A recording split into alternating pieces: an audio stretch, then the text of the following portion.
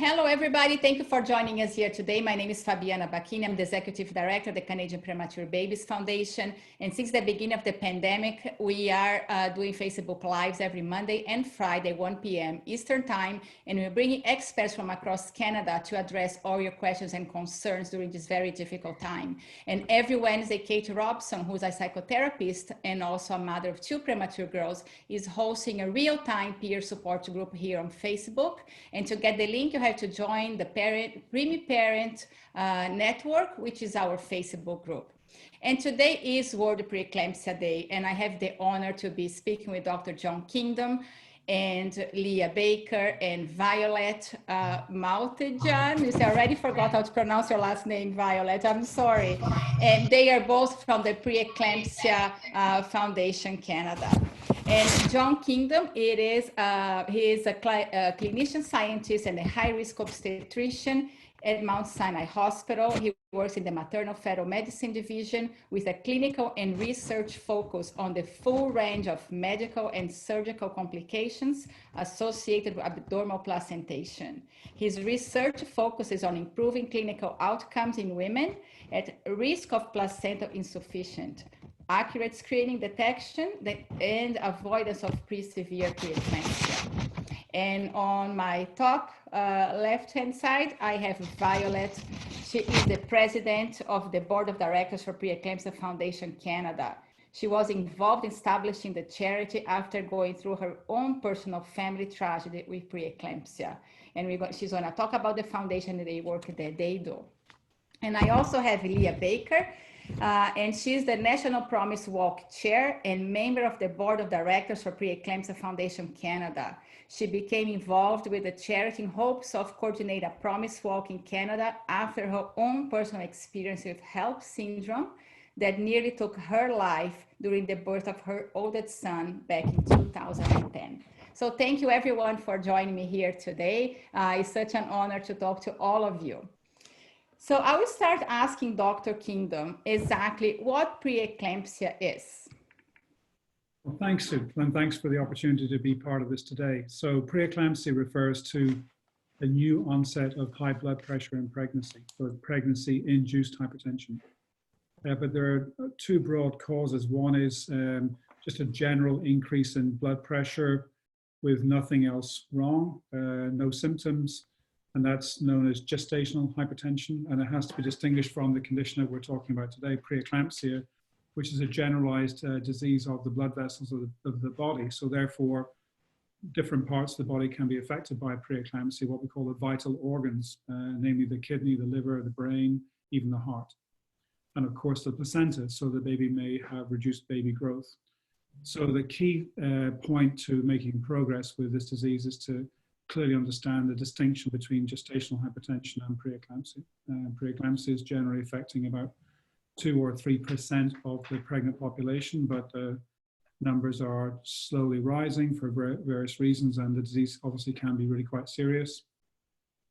But the good news today is we've obviously made a lot of progress in our ability to identify people who have preeclampsia and therefore are the at-risk group, and distinguish them from women who've got gestational hypertension, where their risk is to have over-medicalization, over-treatment. So we've kind of got good news on both fronts. That's where we're at the moment. So, Dr. King, is there a certain group that is a higher risk? Yes, I mean, one of the difficulties with preeclampsia is the biggest group at risk are people having their first baby. And the challenge here is that most people having their first baby at the onset of pregnancy are perfectly healthy. They regard themselves as normal and healthy. And the notion that a healthy person could become incapacitated by a serious disease developing in their body silently is really hard to accept and comprehend, because it means that we would need to introduce screening to try and identify and prevent it.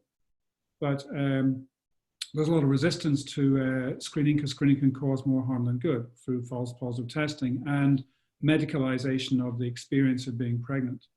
So our job is to try and make screening a lot more precise in order that there are clear benefits for people who are screen positive, and that we minimize the impact of false positive screening. And when people have suspected preeclampsia, then we have to distinguish gestational hypertension, which is more benign from the real disease, So we can justify interventions like you need to be admitted, you need to have these blood pressure pills, you need to be delivered early. From women who have gestational hypertension, they do not need to be admitted. They are going to be safe, and we can pull back on temptations around delivery. For example, late premature birth is very common by doctors inducing patients where they're not really sure whether they have a serious problem or not. So new testing allows us to distinguish those two groups. And if we do have more accurate screening and understanding, then people will be willing to accept the concept of screening when they are themselves well. The other groups that are at risk are particularly people who embark on pregnancy in their later reproductive years, shall we say, maybe over 40, who require assisted conception, women who are getting pregnant with underlying medical problems that are not that serious when they're not pregnant, but could get worse. For example, chronic hypertension, kidney disease, diabetes on insulin, women who are moderately overweight, who may not necessarily regard themselves as being overweight, are at risk. And of course, women who have multi-fetal pregnancy, twins, for example. There are other rare situations that can trigger preeclampsia, but in general, being a first-time mom is of itself a risk factor, especially if combined with something else like being a little older, being a little heavier, that kind of thing. So Dr. Kim, talking about the screening, how is the screening done? Okay, well, the screening at the moment is done by clinical risk factor assessment. So there are algorithms developed in the US and in the UK that use clinical risk scoring. The problem with clinical risk scoring is the sensitivity is relatively low. In other words, if applied really correctly and rigorously to everybody, we would detect a lower fraction of women as being screen positive. But the positive predictive value for people who've got multiple clinical risk factors is relatively good. The advantage of this is that clinical risk factor screening should be embedded in the first prenatal assessment of a pregnant woman with a midwife or a family doctor or an obstetrician. And we know that it's not done systematically well enough. And part of the reason is we probably need a better app that everybody would download. And why wouldn't women themselves download an app to ask themselves that question? Or apps that cover other issues like risk of miscarriage or first trimester screening for Down syndrome. They should incorporate a trigger point. Hey, would you like to do this self-survey to see if you're potentially at risk of preeclampsia? Clinical risk factor screening alone could therefore be more liberalized in that more women would medicate themselves with low-dose aspirin. And in research published from Africa earlier this year in The Lancet, shows that clinical risk factor screening and administration of aspirin to a much wider range of first-time moms has very significant reductions in the risks of preeclampsia and actually preterm birth from all indications. It is possible to introduce more precise, more expensive, more time-consuming screening for preeclampsia. What that does is it adds an extra step to the first trimester ultrasound. So we do the nuchal translucency at week 12, check the baby's size, nasal bone, a few other things like that. But we can then measure blood flow in the left and right uterine arteries and combine that with the blood pressure recording and blood testing at the same time. The challenge really is that in devolved antenatal care, where women are receiving care in a midwife, family doctor, or OB's office, is how do you can't really run that other than in a central program. So are you going to send every woman to a centralized program where they're going to get mean arterial pressure, weight, go through a clinical risk scoring system, and get their left and right uterine artery Doppler done as part of the scan? The answer is it's very challenging. So the work looks really good. In the New England Journal of Medicine in 2017, David Rolnick and colleagues in London, England, screened 22,000 women in southern England connected to King's College Hospital and randomized 2,000 women to aspirin or placebo and show a very impressive almost 50% reduction in preterm birth from preeclampsia. But very few units around the world have introduced that process. We've tried to at our hospital, and Sunnybrook is also trying as well, but we're really having to do it on a pilot basis because it takes additional staff to run a centralized program and manage the screen positive women and communicate with them. So screening can be taken up to a scale where there's acceptable screening test precision and an intervention that is safe, cheap, and effective. It, of course, doesn't cater for every risk factor for preeclampsia. For example, in that big study by Rolnick, women who have chronic hypertension do not respond to aspirin, so their superimposed risk of preeclampsia is not reduced by it. So it makes us understand that there are different pathways of vulnerability, and not every pathway will be effectively blocked by low-dose aspirin, for example. So the challenge in summary really is that we could do a lot more with rigorous, structured clinical risk factor screening for all maternity providers. And if we could get to a point where an app was developed, that would be very helpful. I mean, one name comes to mind to me is Dr. Joel Ray, an internal medicine physician at St. Michael's Hospital, and they have done a lot of very nice work around demonstrating that we're underusing aspirin and it is effective, and that these clinical risk factors are important. And I believe they have been wanting to develop an app that could be put up on the platforms. I mean, another reason why it's so important is virtually every pregnant woman attending early pregnancy visits is going to come with a smartphone. So she has the technology. And I'm quite sure that very few women would not want to do that simple check, especially when they know that they're just going to be asked to take a couple of baby aspirins at nighttime that are cheap, require no monitoring, and have no demonstrable side effects in very, very large numbers of studies. So there's a lot on the horizon for that, which it gives us hope, especially in a day like today that we are really raising awareness on this disease. But for the women who are pregnant, what are the first signs and symptoms that she can identify and look for help right away? Well, the first and most important really would be a headache, because headache means that blood pressure is elevated and that the blood vessels in the brain are somewhat involved, so a little bit of perhaps minor brain swelling.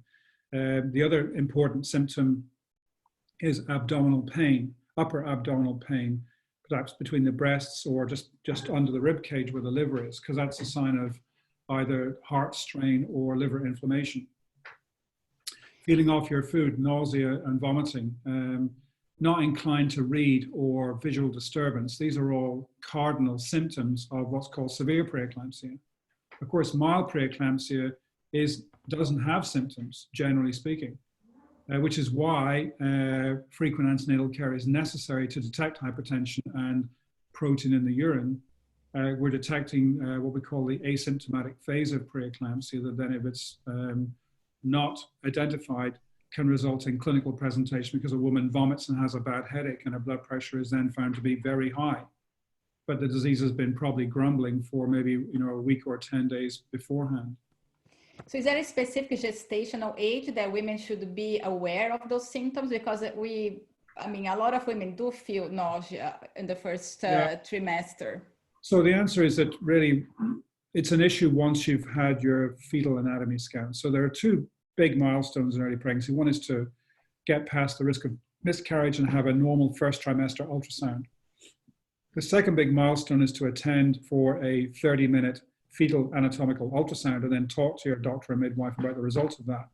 That is a point at which there's a break point in pregnancy where the agenda changes very significantly. And the journey from your normal fetal anatomy scan to a baby in your arms is completely predicated on normal placental function, together with if your cervix will hold the baby in. So today, based on today's webinar, placental function assessment at that point is critically important. So really after 20 weeks, new onset hypertension can occur.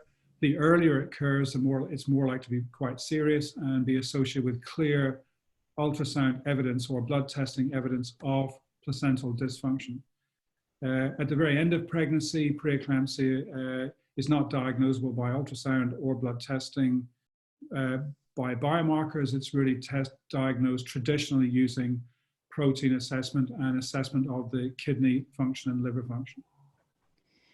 So Leah, let's talk about your experience. Did you have any signs or symptoms, and how fast did you get to a hospital to get checked?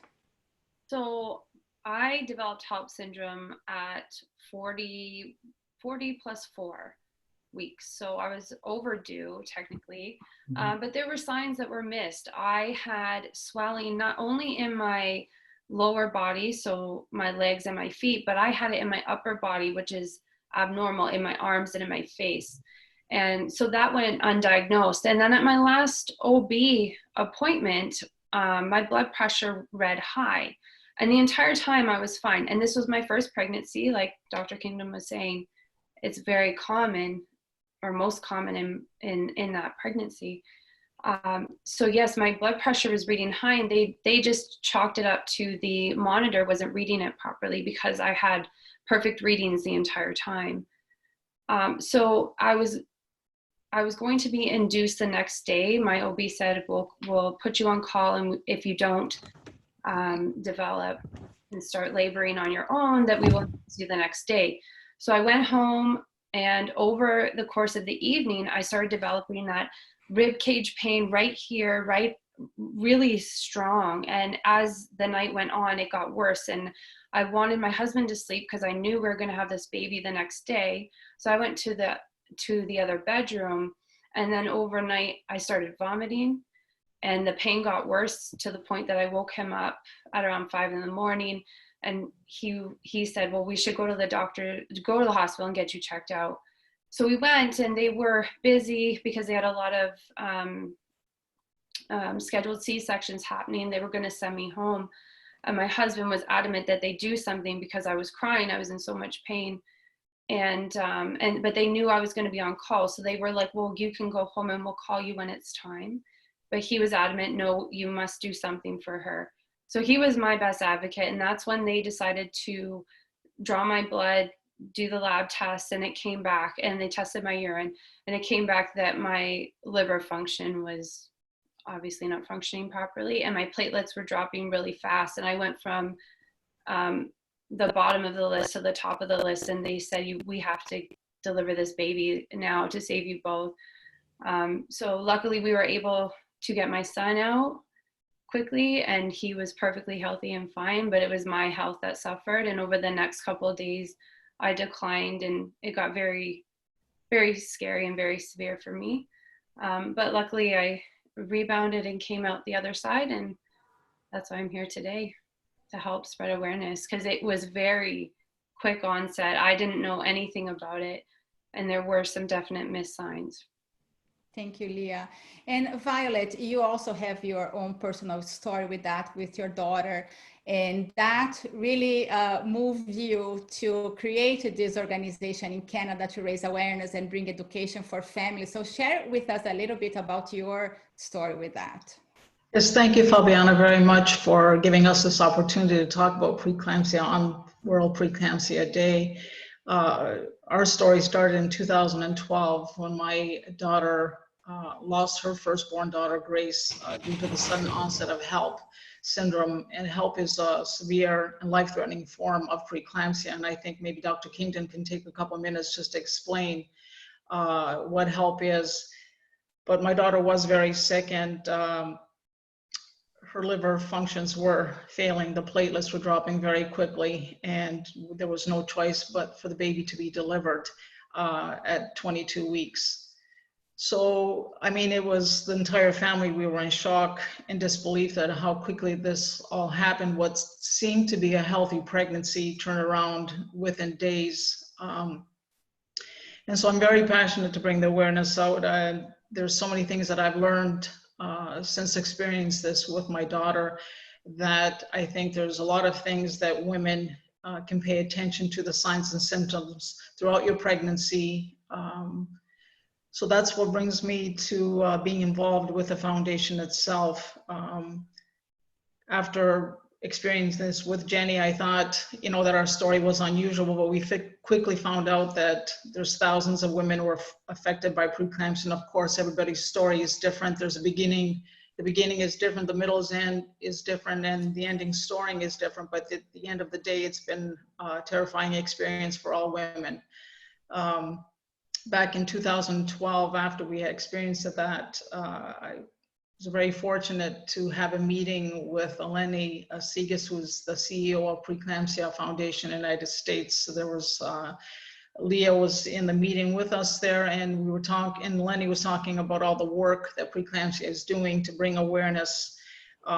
She had expressed a vital need to spread awareness into Canada, and that's how we all got involved and started the foundation. And we received charity status in 2015, and we've been working very hard to bring awareness to preeclampsia here in Canada, and educate on the signs and symptoms of preeclampsia, and to support research in the field of preeclampsia here in Canada. Which is so very important. I think the education piece is very important for all pregnant women. And I talked to Dr. Kingdom about educating women. So Dr. Kingdom, how can we educate women? Because everybody has different experiences going to their doctors. If you are in a big hospital, you might have more resources, but if you are in a very remote area, how can we educate and reach out to as many people as possible? Because your Violet, your website is amazing, has so much information there.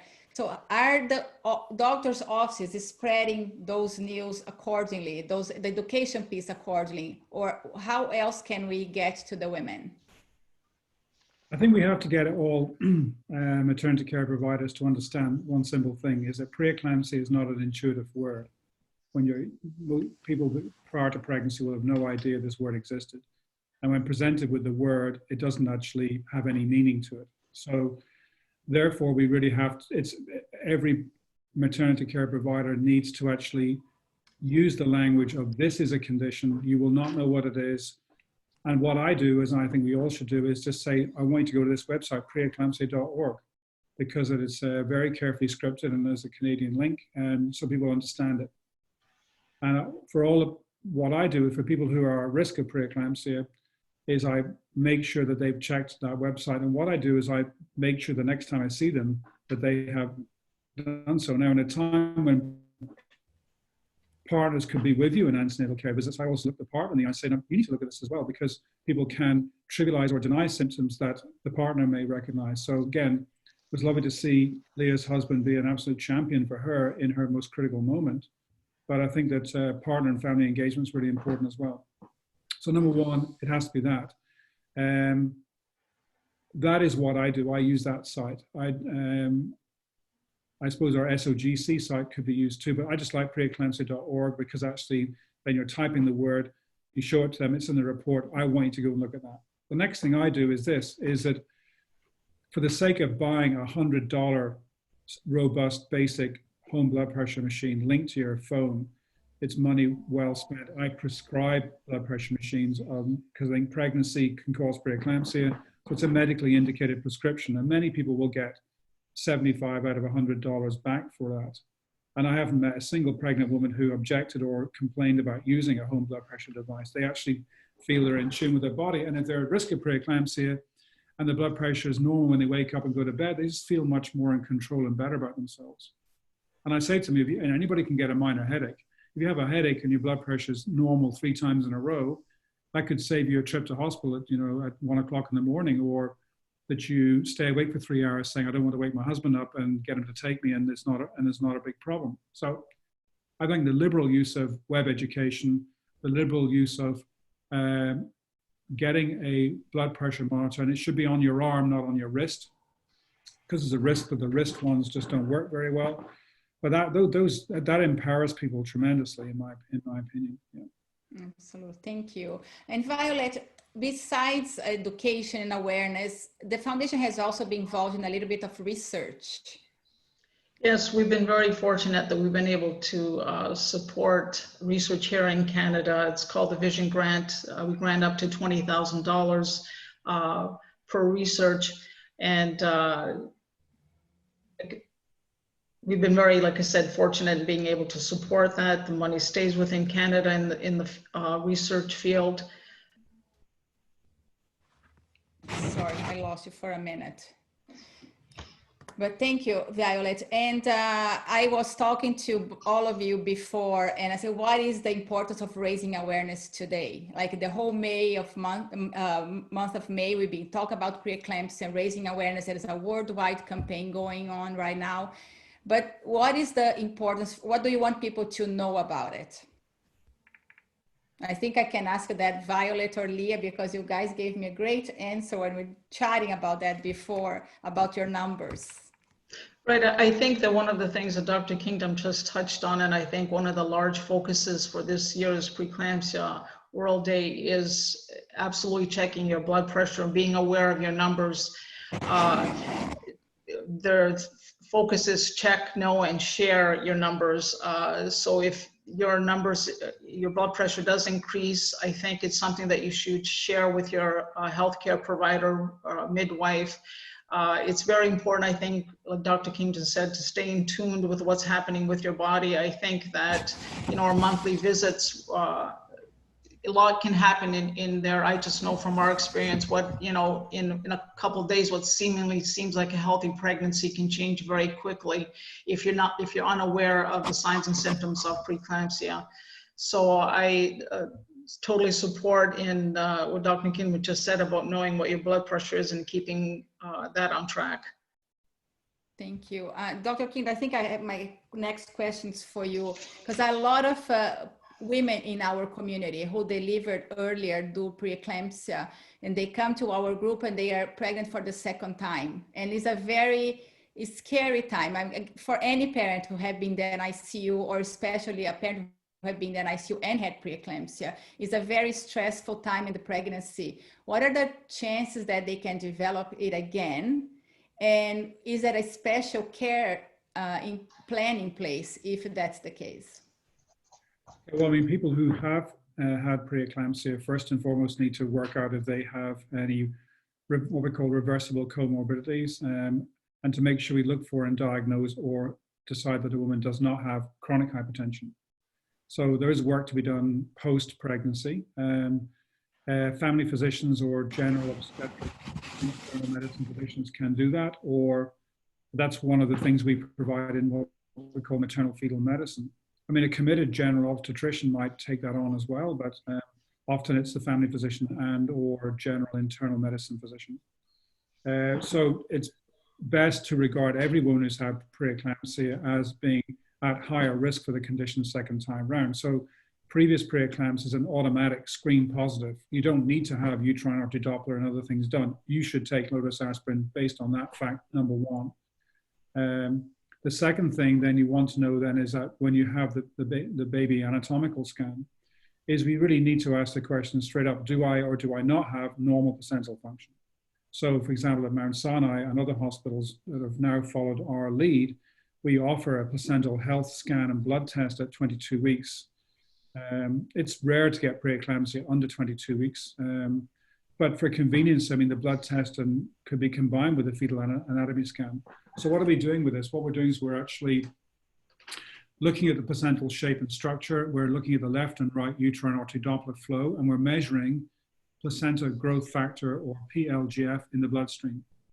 So for women, let's say a woman had severe preeclampsia at 28 weeks, and they're on aspirin and they're with a general obstetrician in the community.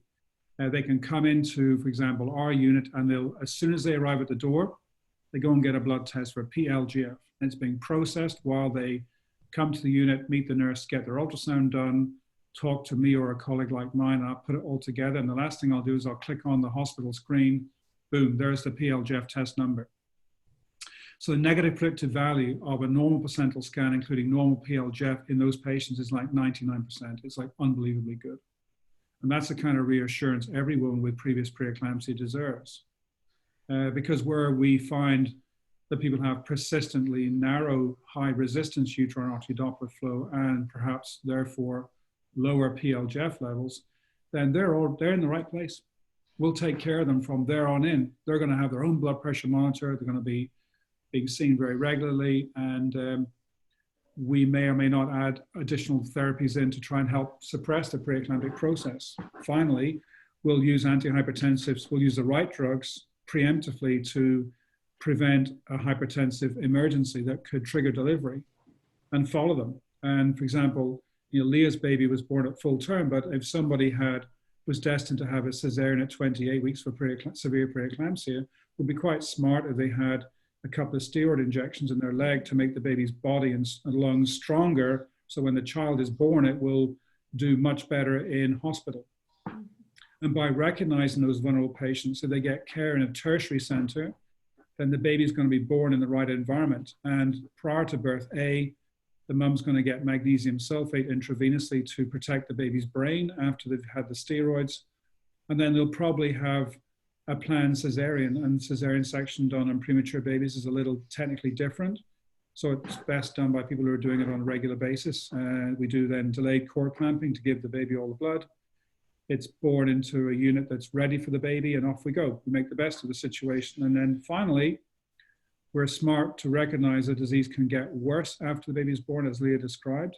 Sometimes mums therefore need intravenous steroids and other supportive measures to ensure that their body organs are recovering and not getting worse. For example, particularly in the liver, coagulation system, and the heart. So recovery is important from the disease to avoid unnecessary complications. Yeah.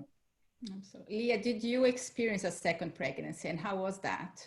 Yes, I did. I was very fortunate to go on to have a secondary pregnancy that was complication-free. I was monitored a lot more closely and on with a high-risk OB.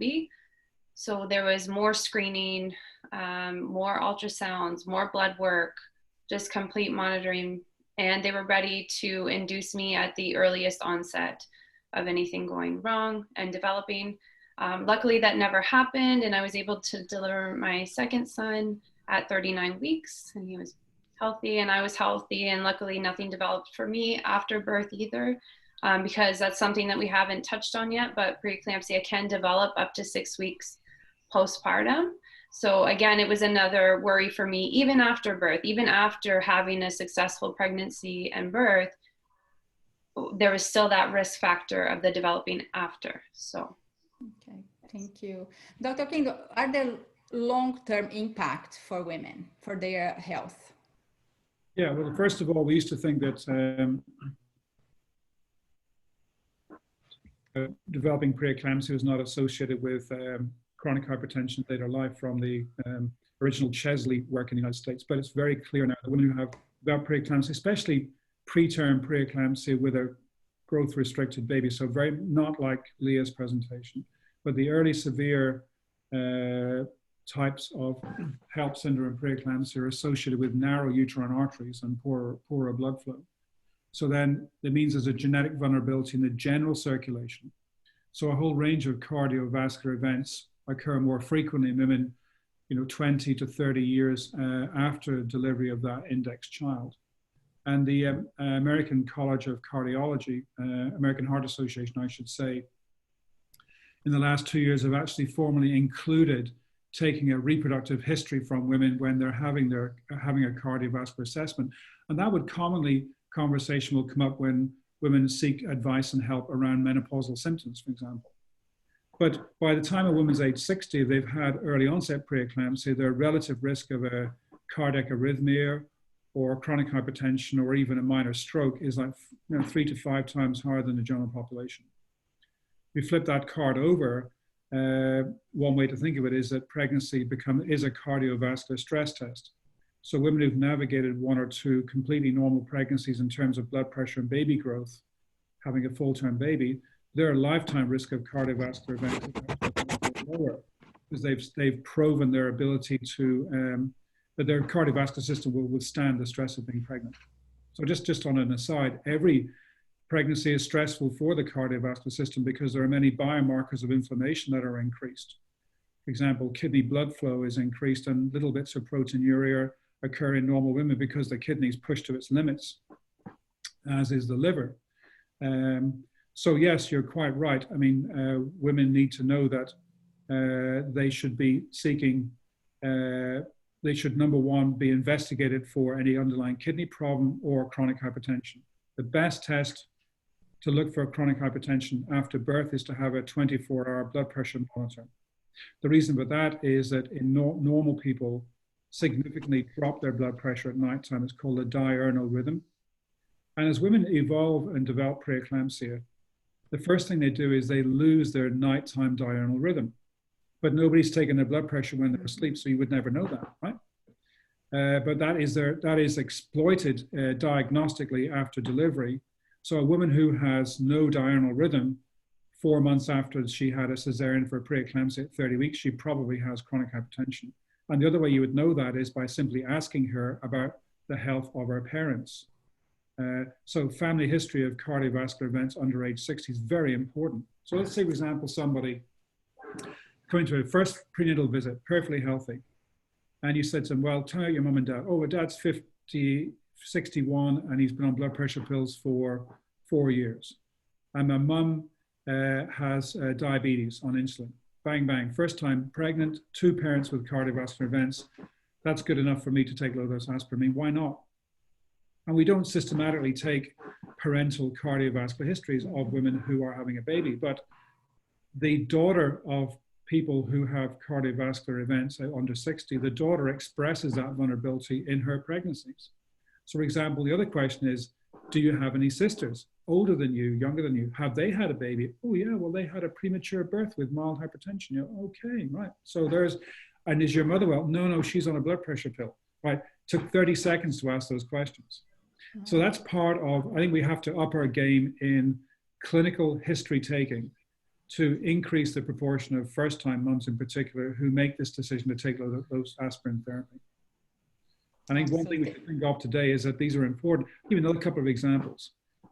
The number of doctors who do not know that your blood type influences your risk of preeclampsia. An example, so most people have my blood type, common as muck, O positive, but AB positive gives you 3 times the risk of preeclampsia versus being O. Very interesting, most people don't know that. When you do your sugar test when you're 26 weeks pregnant, most people will have dropped their hemoglobin a little bit. Not that they're anemic, they have simply diluted their blood as they have increased their cardiac output. If your hemoglobin is relatively high, say 135, 140, that's actually a risk factor for preeclampsia because it's called hemoconcentration. So if you had a high hemoglobin and you're AB positive, guess what? You're at risk of preeclampsia. And a number of times I've gone through people's charts and found high hemoglobin, AB positive, 29-week preeclampsia, first time pregnant, oh, IVF, and you think, wow, we could have put all that together before you presented with severe preeclampsia. So raising awareness around the value of clinical risk factor assessment has to be one of the top things on our list, together with everybody needs to know the preeclampsia or website, and physicians and midwives should selectively get people to have a home blood pressure monitor. Those are key points for today. Wow, Dr. King, thank you so much. So Violet, I guess you have a lot of more work to do to keep this going and educating and informing not only the families, but also physicians that take care of those moms. Absolutely. I think awareness is the key. I think that when we talk about all these symptoms and all that, it's never to instill fear into an expectant mother. I think it's empowerment of being educated so that you have a control and you can work with your physician and take care of the best that you can of yourself and your baby. I can't stress enough on educating yourself, and like Dr. Kingdom's just going through all of these questions. And I think, you know, I'm speaking personally, had we asked or did the physician ask all these questions when my daughter was pregnant the first time, maybe the outcome would have been different, but we didn't know at that time. But like I said, that's why we're fighting to help other families, other expectant mothers, so their outcome will be a healthy mother and a healthy baby. And I think that part of our foundation, and Leah can speak on half of this, is that we have the awareness walks every single year, and it's spreading across different cities. And this year it's been a little bit of a change, but I'll let Leah maybe just talk a little bit about that. She's a national chair walk for the Promise Walks here in Canada. Yeah, thanks, Violet. Yeah, so just like my shirt here, the Promise Walk for Preeclampsia, that's something we have been doing in Canada since 2017, and something that is growing every year. We're getting more involvement, more people registering, participating, and we hope to spread that across the country eventually and work more with people out west and out east. And it's been great here in Ontario, but we definitely have a lot of work to do in terms of awareness and bringing the walks to more people. The Promise Walks are a great way for our community to really come together too, which is really lovely. To be able to share your experiences with people that understand and people that have been through it, because while you're going through it, it's a very lonely and isolating time. Not a lot of people around you might know it or have experienced it, but it's nice to be able to come together. Obviously this year that is different, and we're not able to come together as a community like we have. We've turned to a virtual Promise Walk this year, where everybody can still raise awareness and still spread the message in their local communities by going out and walking and still sharing on social media, telling people why they're passionate about raising awareness and walking for this cause. So if they want more information about the virtual walks, how do they, can they sign up to go to the website to get more information, to get the t-shirt? What is the process right now? Yeah, so the best way to sign up is to go to our Facebook page. There's links there, lots of activity going on. Actually, today's our national virtual walk, but there's still some other walks happening. So you can still participate and register through those links. And actually, we're going to extend it into June. So if today wasn't convenient, or the next week, as we finish up Preeclampsia Awareness Month, maybe into June, the weather's still lovely and can still out there, go for a walk, get out of your house, because we've all been kind of trapped indoors for months. So yeah, it's still a wonderful way to get out there and do that. Oh, that's wonderful. Thank you. Thank you, Leah. Thank you, Violet. Thank you, Dr. Kido, for your time today, for sharing your expertise, your passion, your purpose to really support this community of women. Thank you so much. Thank you. Thank you very much. Our pleasure. And thank you everyone at home for watching us here today. If you have any questions, any concerns, please send us an email or make comments at the bottom of the video. And again, every Monday and Friday, we are doing Facebook Lives, bringing experts from across Canada to answer all your questions and concerns during this very difficult time with the pandemic. And every Wednesday, Kate Robson is hosting a real-time peer support group here on Facebook. So thank you everyone, and stay well. Thank you. Thank you.